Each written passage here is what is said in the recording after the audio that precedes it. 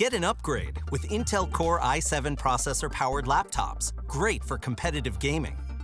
Delivering blistering clock speeds of up to 5.1 gigahertz with up to 8 cores for additional performance. With up to 42% more frames per second, nothing holds you back from gaming at your best. Stream, record, and create highlight clips for your community, and add a boost of creative power with 8 cores. Feel the added strength with a 10th Gen Intel Core i7 processor-powered laptop.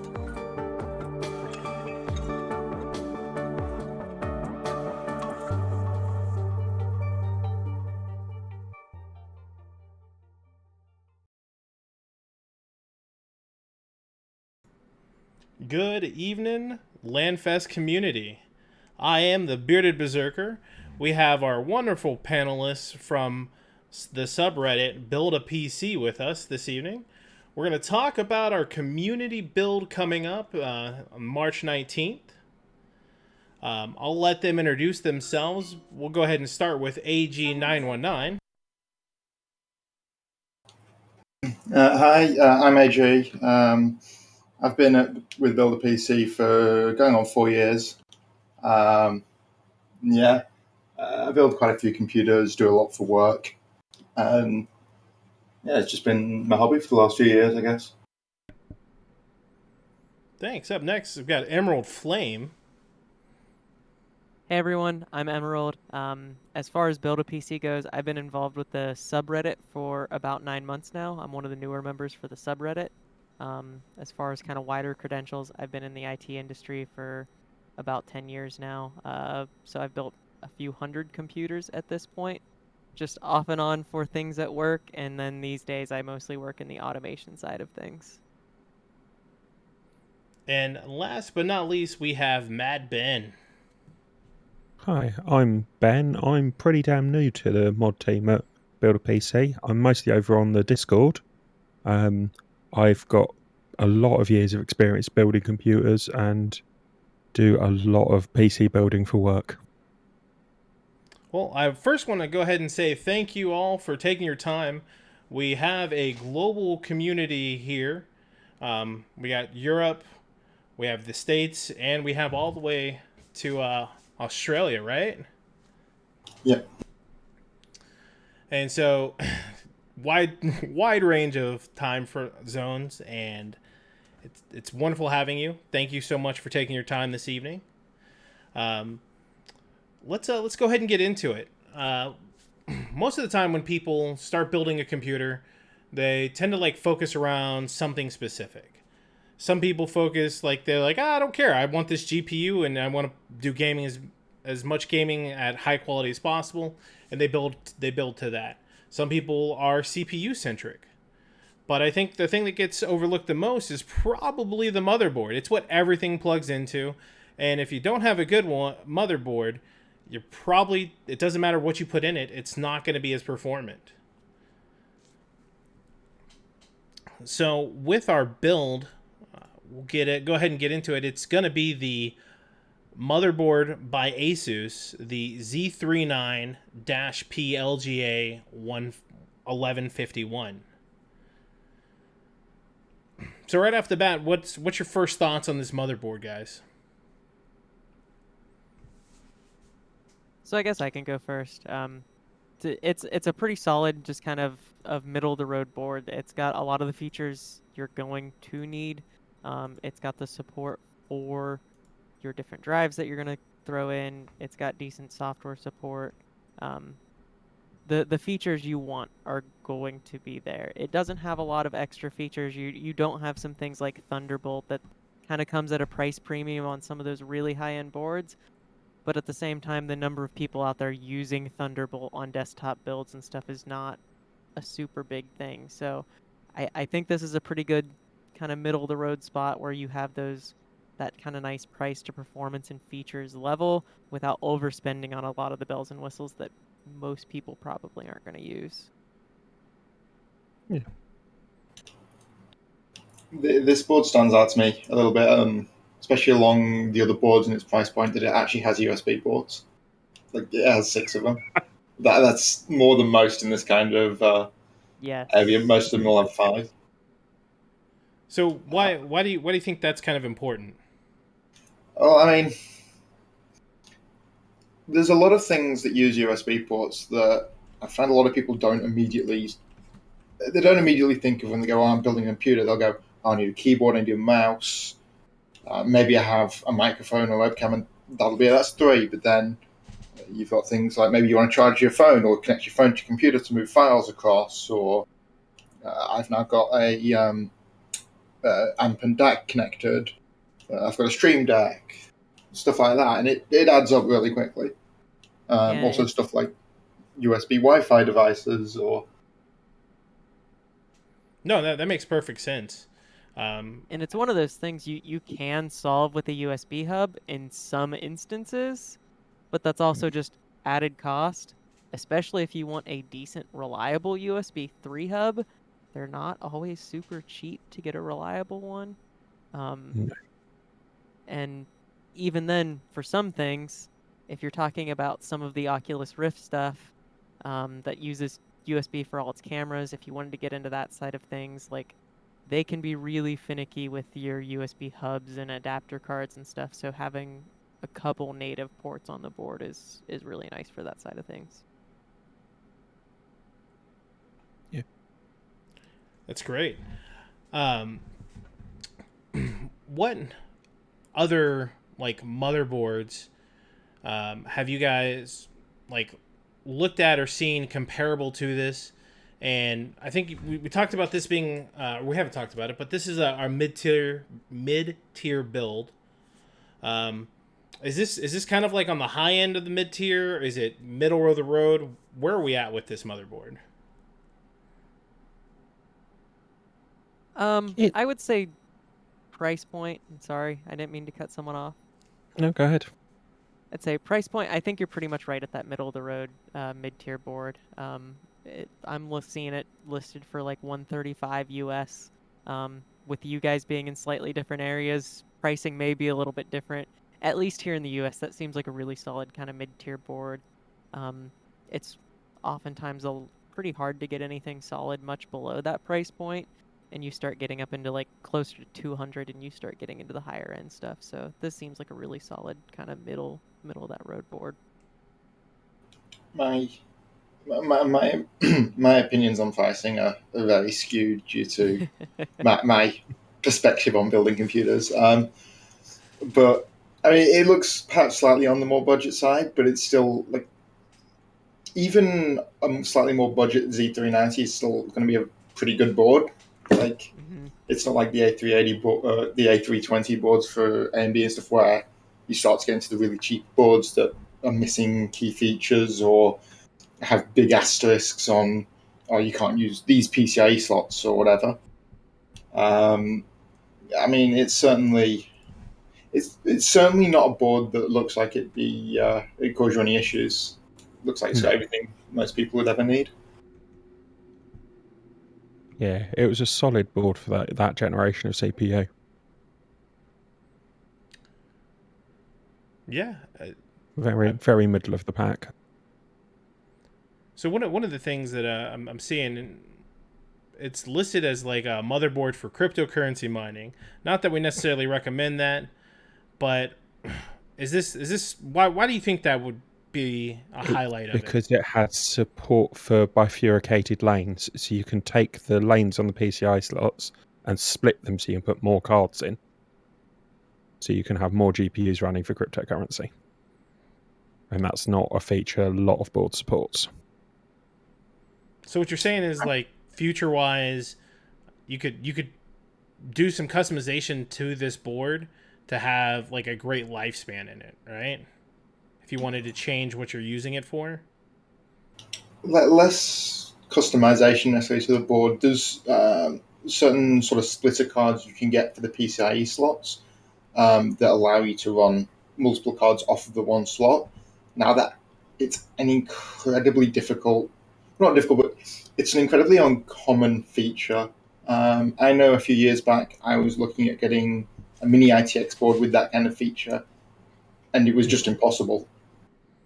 Yeah, there's two real big things that feature really allows you to do. Is you can take that 16x slot, like your top main 16x slot, and you can break that apart. Since mining cards really don't use much bandwidth, you can probably, I don't know exactly what modes this board supports. It could be, 4x4 essentially. Some of them I've seen go, 16 by 1 slots depending on what their software supports, and I didn't dig quite that deep into this one. But something else that same bifurcation allows you to do is, if you really, really wanted to down the road, you'd be able to buy like an NVMe daughter board, essentially, where you could throw like 4 NVMe drives and do an NVMe RAID off that with 4 drives. Once again, that's a super niche thing that most people probably aren't going to need, but the board would allow you to do that with that bifurcation. Yeah, that's pretty awesome. Okay, so we have a good motherboard, and I'm gonna keep a running total of like just the current prices that we find on this. So we get the motherboard here sitting at around 135. Let's go ahead and move into our processor. We have the Intel Core i7 9700K KF, the Coffee Lake 8 core. What are your thoughts on this processor?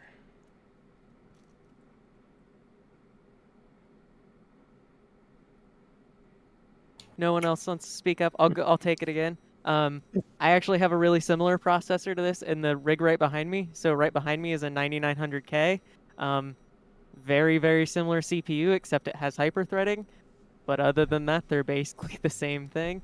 I've loved it. It's been a great CPU. It served me well. Really, really can do a lot with it. They can put out a little bit of heat, so you have to have a decent cooler on them, but it's not something, especially under stock settings, that's super hard to deal with. So, like I said, it's been great CPU. Yeah, I've installed this in a few builds, and it's always been solid.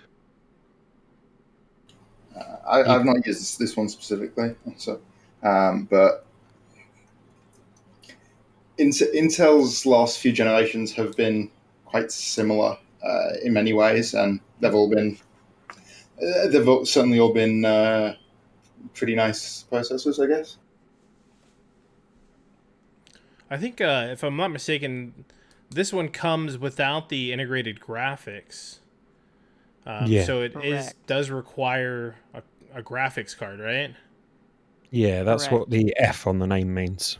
That it doesn't have an iGPU on the chip. So Okay. also, just as a call out, that HDMI port that is on the motherboard will not do anything with this CPU. So if you guys do get into this one, are building with this, or just following along, make sure you're plugging into your actual graphics card, because that HDMI on the MOBO will not do anything. You will not get a video output from it. That's good to know. I was definitely curious because like some of our builds we have the 9700Ks and the 9700KFs. So for the builders out there, if you have a KF, it means no integrated graphics. So we're already talking about graphics. I think one of the highlighted features for this build is we were able to acquire a couple of 2080s from one of our other sponsors. Intel, one of our major sponsors. Zotac, another fighting force of our sponsorship. And they were able to get us some of these 2080s. Which is always a challenge in the current market. Yeah. Yeah, I'm amazed you guys got them, to be honest. So 2080 seems kind of like a higher end GPU for this build. 10 out of 10 would still use, or would you have gone down to a 2060, 2070? I mean, obviously right now it's not really like it's get what you can get, but let's pretend it's normal circumstances, right? You're doing a mid-tier build. Would you use a 2080 or would you go lower? I would absolutely get a 2080 these days still. They're great, great cards, especially now. Now, assuming, when I say now, assuming that now means, we're not going through the current shortages we are. So right before all the shortages started happening, they were starting to go for really, really good prices, especially on the used markets and things like that. Even new cards were starting to come down, kind of anticipation of the 30 series right before everything happened. So I think under normal circumstances, it would be in a really good price point, still has really good performance. I don't think anyone would get a 2080 and be unhappy with the performance it's going to give you in most situations. I think there'd be many people that would be very happy to get one of those cards with how difficult anything high-end at the moment is to get. Yeah. And I think the market is not happy. Right. Well, I think the last time I checked, the 2080, I think going on eBay, was going for a silly amount of money. We'll go ahead and just mark it down as around probably $700 right now. So just with, the three main components that we have here, a motherboard, a CPU, and a 2080, we're already sitting at $1335. No, we're not. We're sitting at $1135. I can't do math.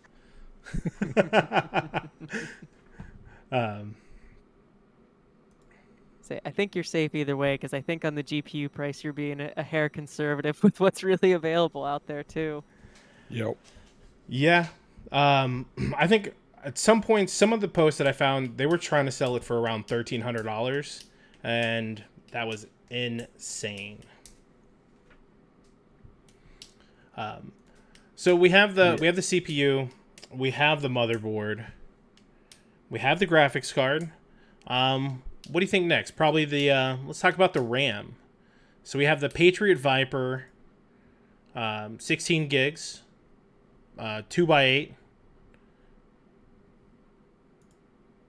Yeah, so you were saying this is the 3200 megahertz kit.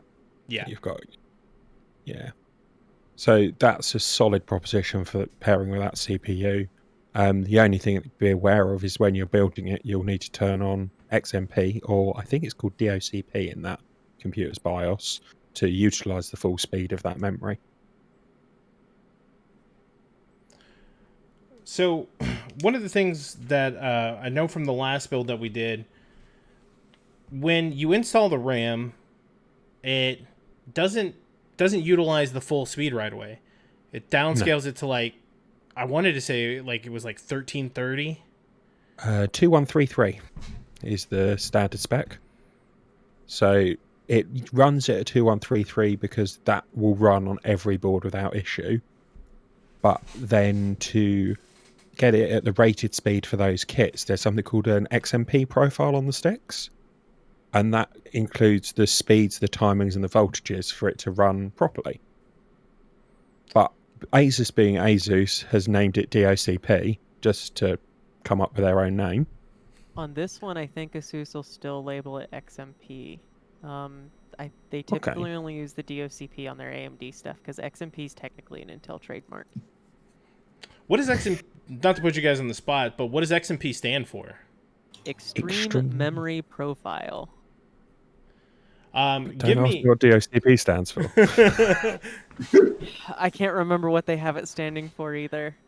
I want to say it's something like Direct OC Profile, but I'm probably going to get killed in the comments for that. It is called XMP on this board. I've just looked it up.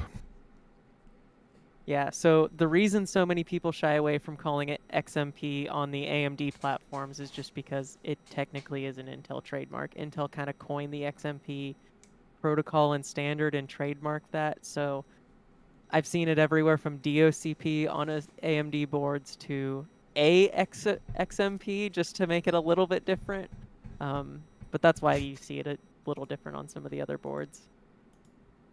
Yeah. And basically all that is they reserve a little tiny space of memory on RAM that's non-volatile that basically stores its timing. So it stores its speed ratings and its primary timings. That way the motherboard can kind of read that and say, oh, these are the settings I need. I can just set this, and 90 times out of 100, I'm going to be okay.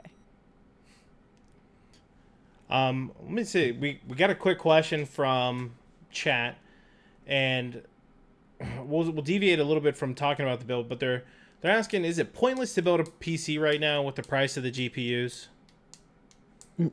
No. What you can do is if you look for the GPU first and get the GPU, and then once you've got the GPU, look at the other parts. It makes a lot more sense that way. Yeah. So Go ahead. Sorry. rough sketch out your budget, work out how much you want to spend on your GPU, and do that before you do everything else, because the stock on everything else will change before anything else. And while it's hard to get a GPU right now, it's not impossible, especially if you have brick and mortar stores close to you that are selling stuff. A lot of the brick and mortar stores are holding stock back just to be sold locally instead of online. So if you have brick and mortars close that you can check, that is another avenue. I've known a lot of people that have been able to get GPUs that way. I have one friend that has a micro center just a couple blocks away from him, and he goes in all the time, and they have GPUs constantly there. He's bought 4 or 5 GPUs for my personal friends and shipped them out for people just within the past couple weeks. Yeah, I bet it's easier to get a GPU right now than a PS5. Like, Yeah. The other option is you go for a CPU that's got a GPU on it that will get you up and running, and then throw a GPU in when you can get one. Mm-hmm. that makes perfect sense. So we're talking about this RAM and coupling it with the motherboard. It has the 4 slots. Does it truly matter which 2 I use? Yes, it does. It absolutely does. What there are is the four slots. 2 of them are in different channels, so you want a stick in each channel. So the way you do it is you count away from the CPU and put it in slots 2 and 4.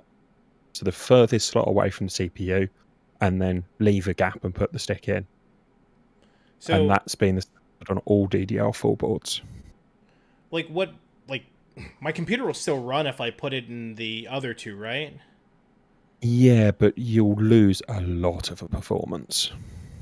So if I'm playing, a game like PUBG, right? Are we talking like 2 or 3 frames, 10 frames, 30 frames?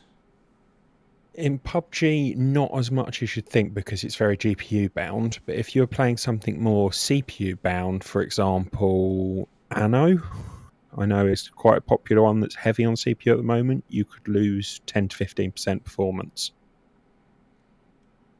It's pretty intense. Yeah, so it's something you want to get right.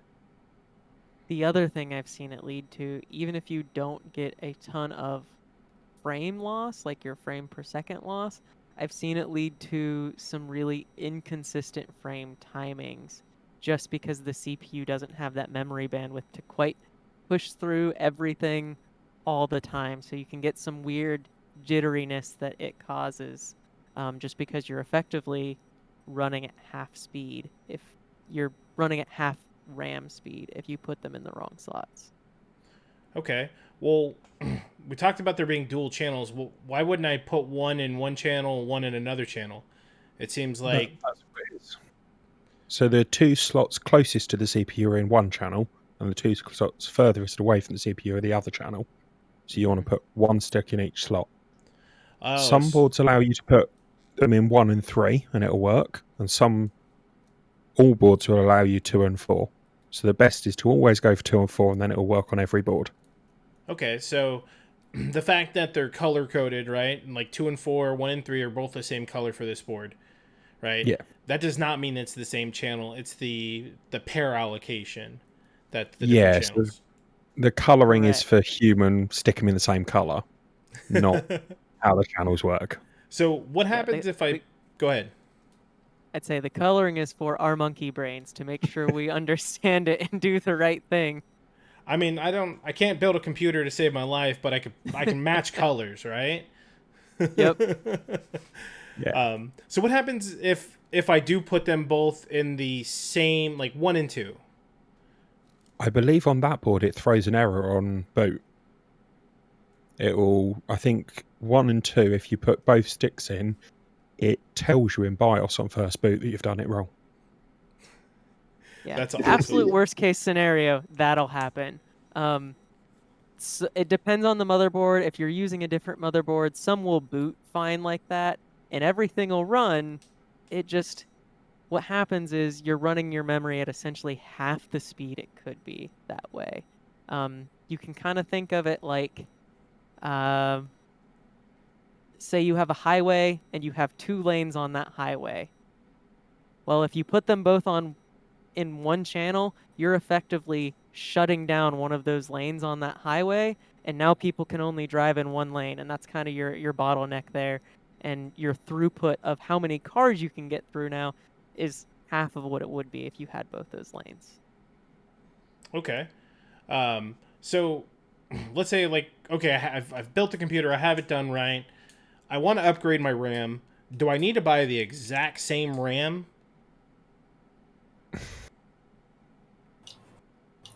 Intel's. So you go ahead. Ideally, yes. But RAM is only made by like 3 companies, and everyone else just puts a sticker on it. Okay. So, honestly, the chance of you getting incompatible RAM is very slim as long as you get the same speed and timings. Okay, so like most of our builders are brand new, right? If I'm trying to Yeah. figure out like what the speed and timings are, what does that mean? If you look on the stick, there will be a sticker. It's normally a white sticker, and it will say 3200, 16. I think these are 1616. Oh, stretching my memory now. 1618, 1836. It says on the side of the stick. There's a little white label on it. So when you're shopping for memory, you want to get another set of 3200, 1618, 1836, and it will say that on the product page.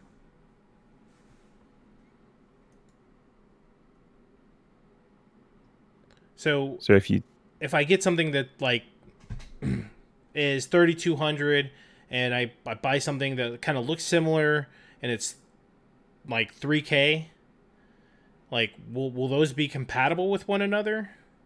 if you put 3000 speed memory in, it would only run up to 3000 speed. You wouldn't get the performance out of the 3200 kits. So it would lack of a better word downscale the frequency on the other one. It should. Okay. Does it in any case would I find it where it has like a common frequency that's for the chips, or is it just the lowest of the maximum? The only common frequency is the standard, which is 2133, which is quite slow. Yeah, generally things will run at whichever one has the lowest maximum speed. If you set everything to that lower maximum, generally things will work. Not all the time. I've seen issues where there are just compatibility issues between sticks. And you may have a 3200 kit and buy a 3000 kit and set it to 3000, and it still may not be happy with you and run. I have seen those issues. These days in the consumer space, especially on the Intel side, that's pretty rare to see happen, but it can. But I would say 8 or 9 times out of 10, if you're running at that lower maximum speed, you're gonna be fine. Yeah. Intel's memory controller is certainly it's pretty robust, and it can usually handle whatever you throw at it. I know in the past, especially with the first and second gen Ryzen series, AMD could be a bit finicky, but they're also making big steps towards fixing that up and solving those issues. Makes sense. So let's talk a little bit more into some customization that you can do after you have this built, right? So we have RAM, we have a CPU, we have a motherboard. Um, we want to cool it. We have a couple of different options, right? We have like an all-in-one cooler. We have a water cooler. We have a regular fan. This one we have the pure loop, the 244 millimeter CPU cooler from Be Quiet. What are your thoughts? Like, do you like all-in-one coolers? Do you like water cooling? What's your preference when it comes to cooling? So I'm a big fan of 240 ml all-in-ones. I think it's a very good middle ground. Bigger ones, typically, not every case will support them, or it can be quite finicky to get them in. My last cooler was a 240 mm, and it held up fine. My system runs quite hot for various reasons, but it certainly held up well enough with a processor that runs even hotter than the one in this build. So it certainly looks fine to me. Yeah, I think 240 millimeter rads all-in-ones are pretty solid for a lot of people. My personal preference, despite having a massive water-cooled rig behind me, my personal preference for a lot of people is to go with a high-end air cooler. But that also runs into a lot of compatibility issues with a lot of motherboards, a lot of RAM, a lot of cases. So that can be kind of a minefield to step into. The biggest thing I always kind of tell people with AIOs is to make sure you're mounting them in a spot where you're not going to get an air gap up at the top where the tubes are, because you'll start sucking in air into your pump. You definitely want to make sure that pump's not kind of the high spot of your loop. You can burn out pumps pretty easy doing that. So top mounting works really, really well. So if you mount it up along like the top of your case, great. If you mount it at the front, if you can mount it with the tubes down, that's great too. And if you have to mount it with the tubes up, just try and make sure the pump is above or the pump is below the barbs on the rad at least. Makes sense. Do you find all-in-ones pretty easy to install in general? Yeah. Yeah. They're probably the easiest of all the coolers these days to install. Some of the coolers can be a pain to install, and all-in-ones are generally real easy, straightforward, and they're all pretty much the same. Yeah, I'm just looking at the install for this one. The only notes I'd make is it's got a SATA to fan cable connector in the box. Don't use it. Why is that? At all. Why? Because it will run your fans at 100% and it will be noisy as hell. But like we have we have this Asus board. Doesn't this Asus board have the fan controller on it? It does. So that's what you want to be using. And the AIO comes with Y splitters as well for the fans. So you can plug them all into the motherboard. But in the box is a SATA to 3-pin, which is just going to cause problems. Is it just going to sound like I have a plane in my case the entire time? It'll 100% them all the time just for the fun of it. So it kind of defeats the whole purpose of having a Be Quiet case and cooler. Yep. Oh, so yeah, avoid that. And when you're fitting it, that case has got it will be a front mount AIO because there's not enough space on the top. So you'll have to front mount it rather than top mount it. And the fan that's fitted in by factory on the front of the case will be moved to the top for airflow. So that's interesting. Okay, so we have this case. It's a mid-tower case. It's an ATX. What does that mean? I'm a first-time builder. I see ATX versus like what? So about 30 years ago, the form factor standards were made of how big a motherboard is and where the holes on it go. And it hasn't changed in a lot of standards. And within that, you have different sizes of motherboards. So ATX is pretty much the do-everything standard motherboard with multiple slots on the bottom. And then you have MATX, which cuts off the bottom of the motherboard. And then you go ITX, which is the tiny little one for fun builds that are in small cases. And then for people that have massive cases like Emerald over here, you have E80X boards, which are big. Yeah, and then on top of that, there's also like there's lots of other ones using like servers and the small sort of console stuff. The only other one that you will ever realistically see in sort of PC building is Mini DTX, which is basically Mini ITX with a little bit extra on the bottom. I know Asus had a board out a couple of years ago that used that because they fit into most Mini ITX cases. Makes sense. So that's a lot of good information on that. So what do we have for the CPU cooler price now? Like typically, like AIOs, they're on the pricier side, right? They're usually around $100. Where like a CPU fan is like $20, right? And AIOs are anywhere from like $50 to like $200. CPU fans could be anything from $20 to 150. Yeah, I'd say for something that cools in the same class as like a 240 millimeter AIO, you're probably looking at the $80 to $100 range for an air Yeah. cooler that cools similarly to a 240 millimeter AIO. Yeah, the cheapest at the moment is probably the Fuma 2 at about 70. Mm-hmm. So I think the Dark Base is what, 110 at the moment? The pure That sounds about right. I think the NHD 15, the Noctua NHD 15 normally runs around the $90 to $100 mark, just depending on exactly what pricing's doing at the second. So what does the 240 mean? Is that the size of the fan?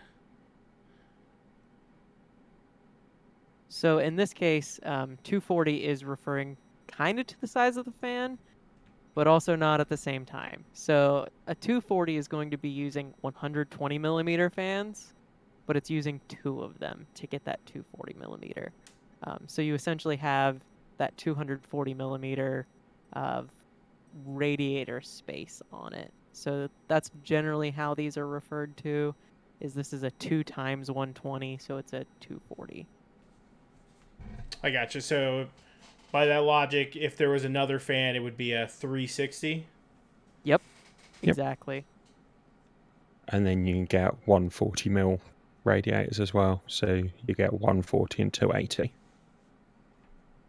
So 240. Or if you get into the crazy water cooling stuff, like this guy here is a 560, so this is a 4x140. So you get into some of the crazy stuff like that too. Like that's intense. I can't wait to do that for one of our builds. It'll be interesting for sure. So I want to go back to something that Ben said. We talked about for this specific build, we have the radiator and we're gonna have to move the front fan because of this case. Yeah, let me just pull the tech specs just to double check that. 1 second. Well, this is gonna be more of a general question, right? Do I want the air blowing from the front of my case to the back of my case? Do I want it going from the front of my case up? Do I want to go bottom? What you have is heat rises from bottom to the top, so you want to assist that if you can. You don't want to fight that. And the dusty part of your computer is always the back where all the cables are. So you don't want to be pulling air in from the back. So you go front to back and bottom to top. It's pretty simple.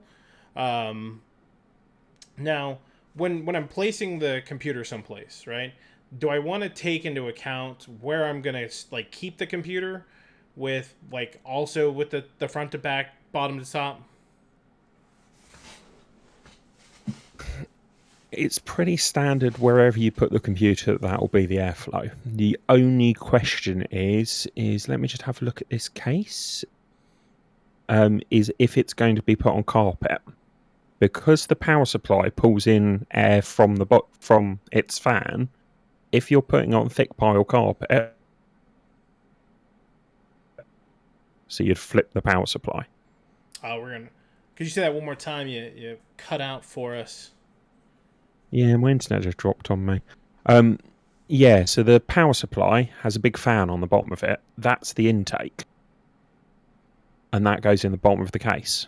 So if you're putting the computer on a thick pile carpet, you don't want that being your intake. So you can turn the whole power supply up so it pulls air from the inside of the case. I gotcha. So that's the only environmental impact on airflow. We got a pretty good question from chat, from Captain Morgan. How well will this PC run Destiny 2, do you think? At what resolution? Let's just go 1440. Okay. Give me 2 seconds. I'll find out. Hey, Destiny is not a game that I play, so I can't speak to that one too much. So It'll easily handle it. I will say I am a little partial to this. Destiny 2 is probably one of my favorite games. So, little selfish there. Everything I'm seeing is saying you're looking probably around 100 FPS, to 100 to 130 FPS, depending if you're looking at your averages or... Yeah. So That's your about answer, right. Captain? Okay, so we've gotten through the case, we've gotten through the AIO. I think one of the things that's kind of overlooked that's like highly important, the power supply. What do you guys look for like your power supplies?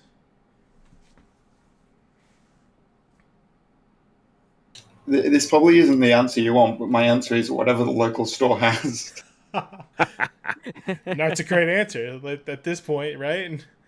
So we have different power ratings, right? Like I've seen like bronze, maybe it's bronze, maybe it's copper, like gold, platinum. You know, what does that actually mean for me as a builder? So the efficiency rating, or the 80 plus rating, it's a rating for how efficient the power supply is at certain sort of values, certain wattage uses. So the one in this build is actually a gold power supply, which means it's up to 22% efficient. It's also got like a bunch of sort of modern things. I really like this power supply actually. I think I've had some issues in the past when I've built a computer and I just didn't have a power supply big enough. Right? Is that a common concern? Because like we can go anywhere. I've seen anything from like a 400 watt power supply to like this massive like 1100 watt that we gave away last year. So I currently have a 1000 watt in my system. I also have a second 550 watt sat on top of my case with a paper clip in the 24 pin to make it run.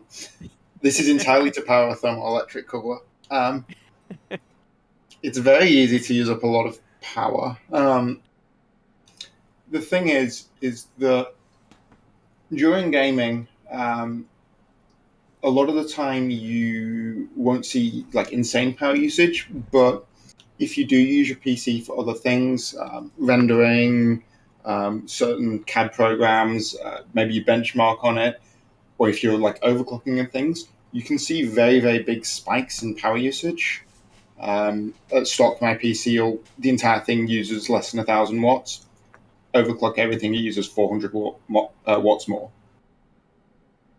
Yeah, and the other side of this too is you kind of have to look at what your component selection is too, because some components tend to be a little bit burstier and power hungry than others. With this specific kind of build we're doing, I would expect anything above 650 watts is probably going to be perfectly fine to get it running. If you were looking at some of the newer stuff, like some of the 3000 series RTX cards, they can tend to pull down a lot of power, but they also can tend to pull it down in really weird burst patterns. So you may be playing perfectly fine for an hour or two, but then you hit that one perfect scenario where it just needs that extra 30 or 40 watts, and things just kind of either slow down to a crawl and it starts thermal throttle, or not thermal, power throttling, or you get some shutoffs within the PSU for protections, just because it overpower protection. So those tend to need just a little bit bigger PSUs since that new generation has come out. But on this 2000 series setup, that really wasn't a huge issue. So really 650 watt is fine. My personal rig, I've also got a 1000 watt power supply in it, but the only reason I did that was for noise reasons. I knew I was only going to be using probably 650, 700 watts at a time, and I purposely overbought my PSU. That way I could stay within that PSU's 0% fan RPM curve, so that fan just never turns on for my PSU. This is bad. I did exactly the same thing. I bought an 850 watt and I'm running a build that runs at max 600 watt. Just so my fan doesn't kick in and I've got massive overhead. That's some next level stuff. Like, I would never think of doing that. I'd be like, oh, okay, like, most I'll ever use is like 600, so I'll buy a 650 and call it a day. Yeah, for me, since I went full water cooling build, I was going for quiet, and I didn't want to be able to hear it. So that was kind of the next thing is, okay, well, other than my water cooling fans, the PSU is going to be the loudest thing after that, so let's just eliminate that as a factor altogether.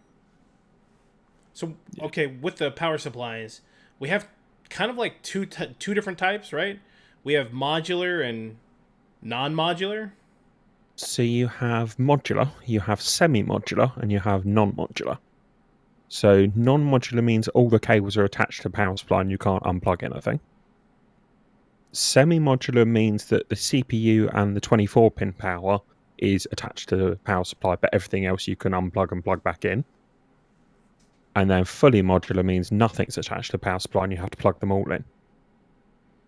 Any significant difference between like semi-modular and fully modular? Like, I feel like you would can always buy pretty cables. Okay. I was like, I feel like you're always going to plug your motherboard in and your CPU, right? So why would I want that to be modular? It's easier to build with, and you can buy really pretty cables for them. That pretty much hits the nail on the head.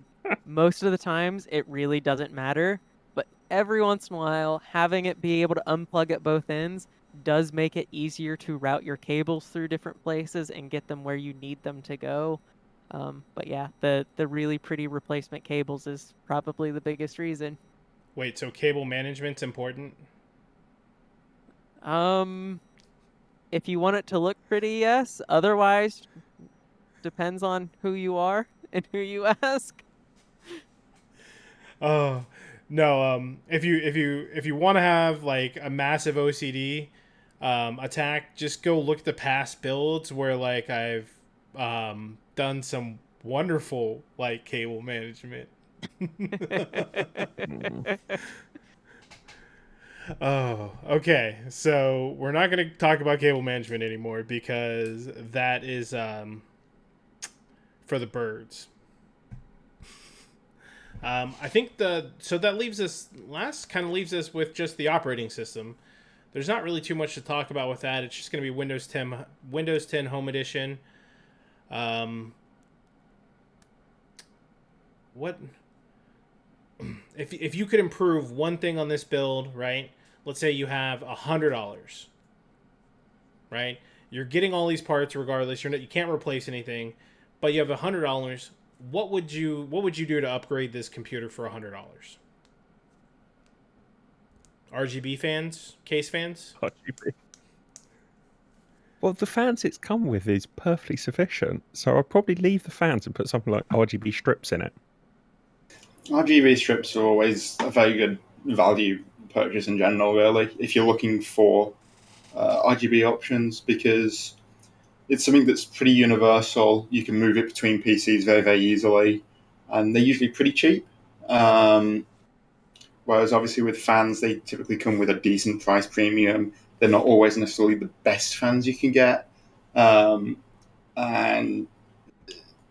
they're not always necessarily ideal for the situation.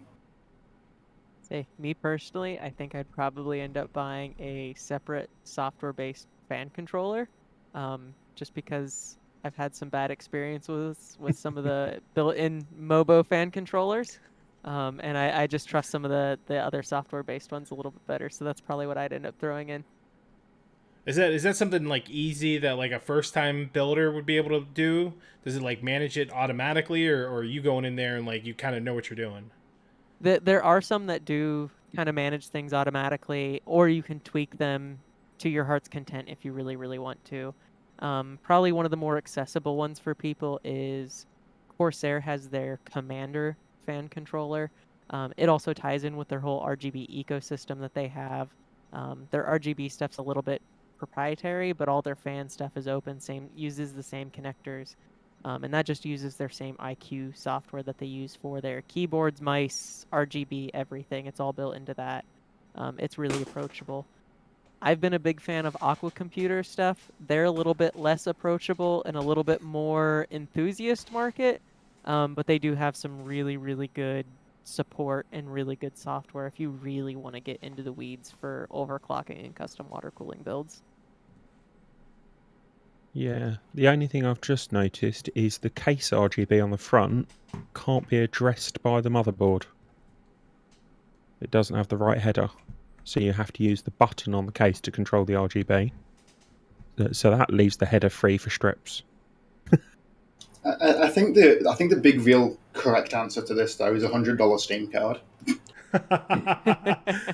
Facts. I like it.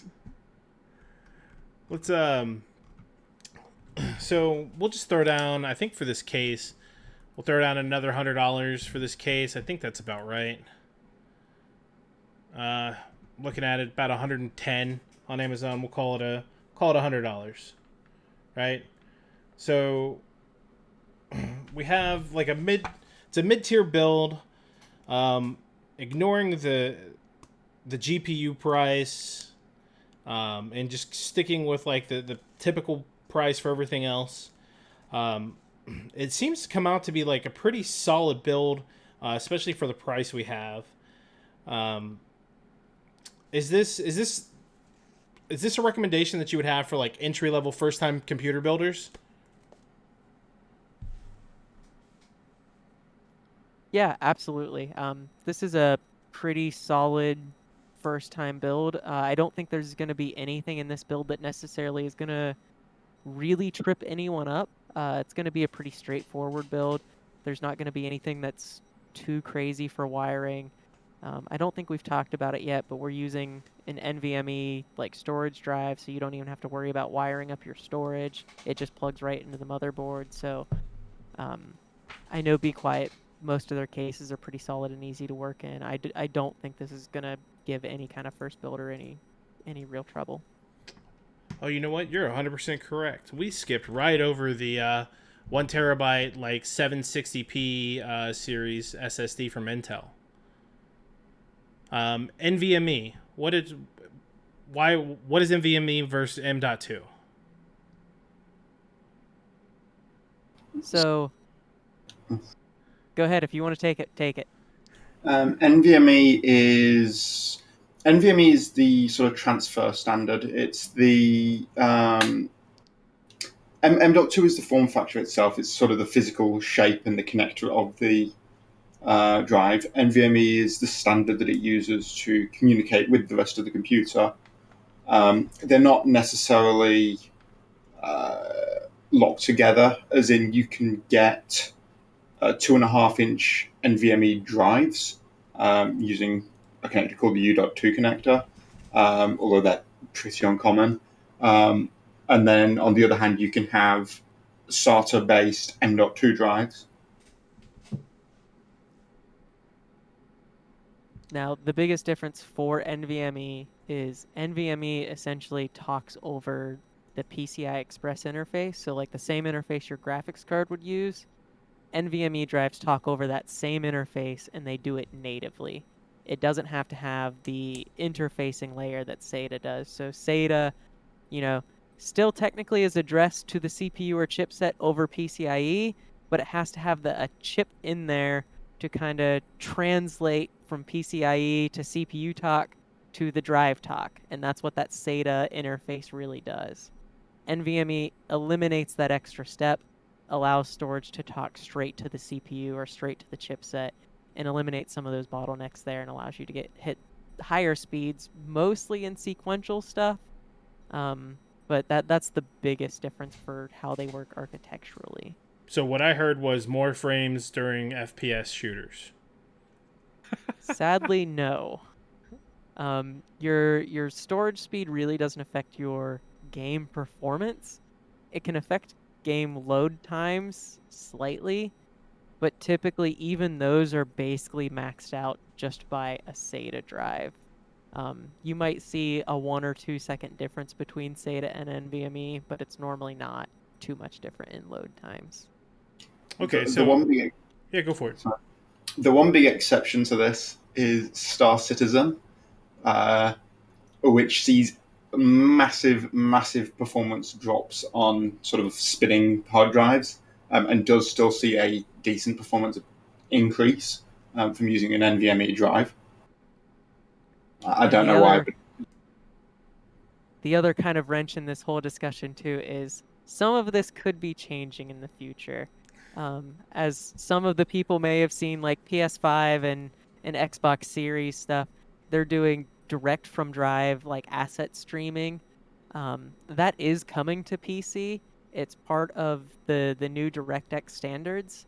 But I don't think there are any games that have actually launched that support it. And that could change kind of the whole paradigm once we get into games that start support that. But it's probably a little ways off, so it's not something you want to dwell on at the moment, and you probably will be ready for an upgrade by the time that kind of stuff comes out anyway, but it is something to keep in mind. Yeah, so like usually, let's say the technology is kind of out there. By the time developers get a game out, it's usually between 2 to 4 years, right? So by that time, your PC that you've gotten here is at least 2 years old. And I mean, if you're an enthusiast, you'll upgrade it. I mean, even with adult money, I think I still wait probably like 4 years and just upgrade the graphics card until the CPU just can't handle it anymore, and it becomes the bottleneck. And so I wanted to touch back to the SSD. So we have the M.2 versus SATA SSD, right? Do you get better performance with the M.2, or is a SATA expansion fine?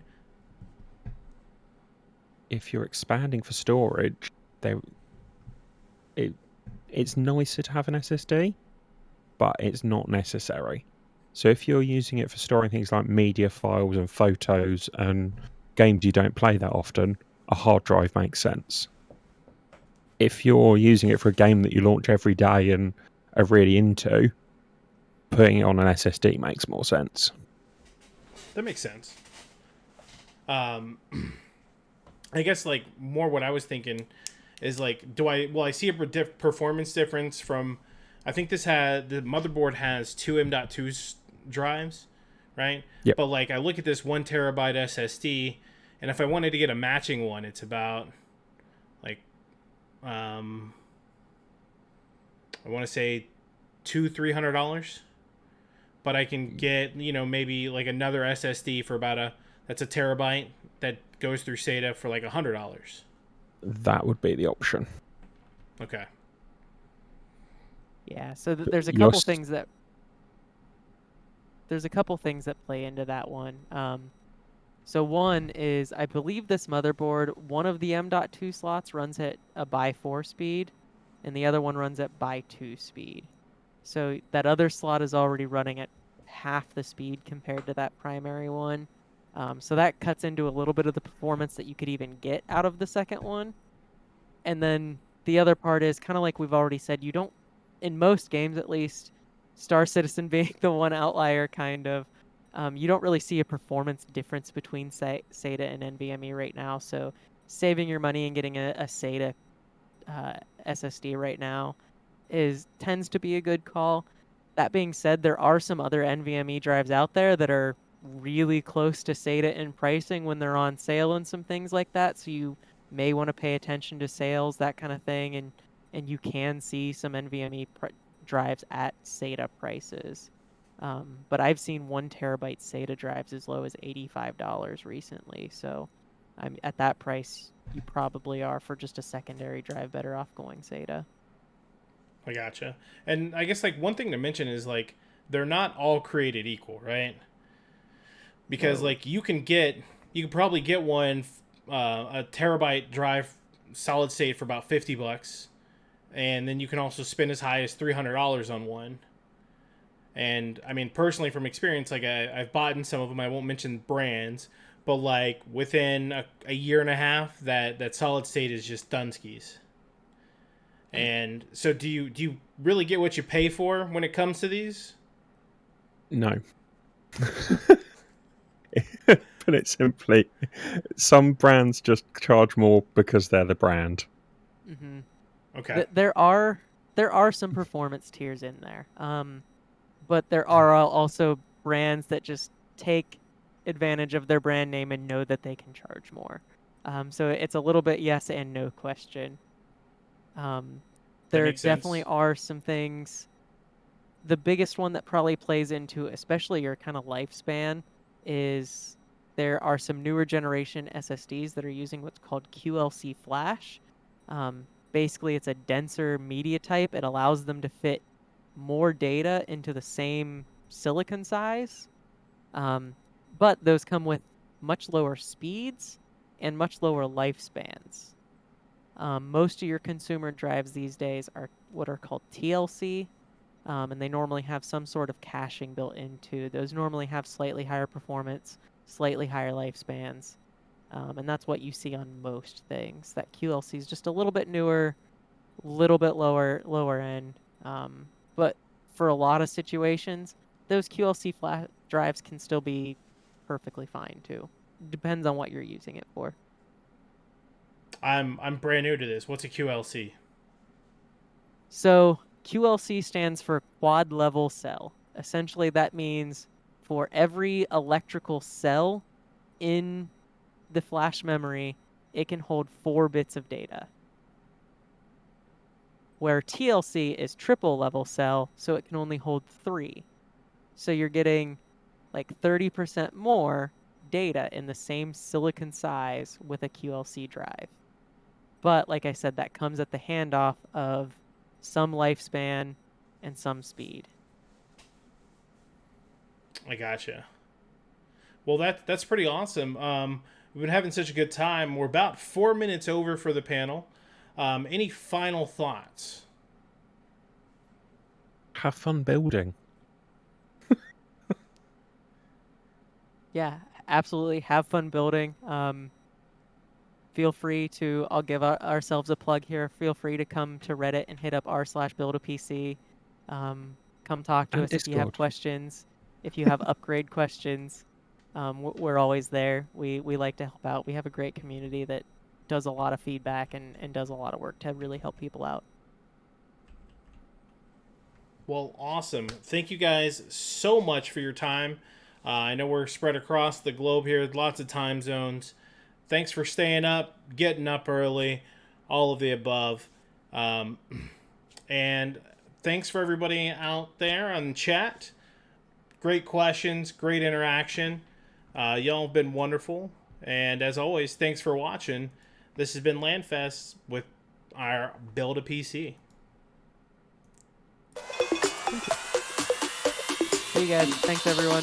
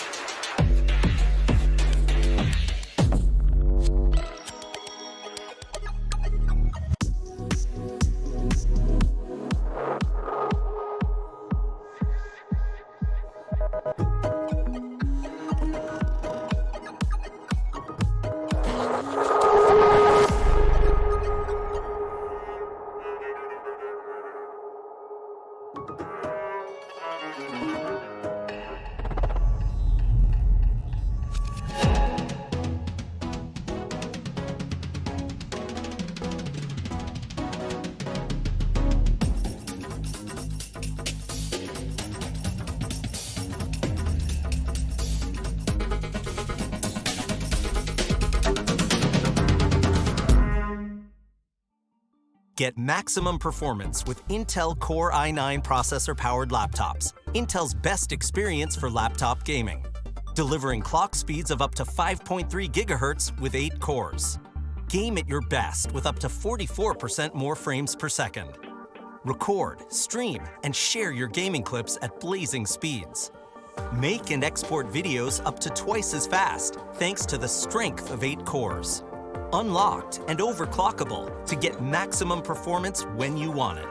Experience what high octane feels like with a 10th gen Intel Core i9 processor powered laptop.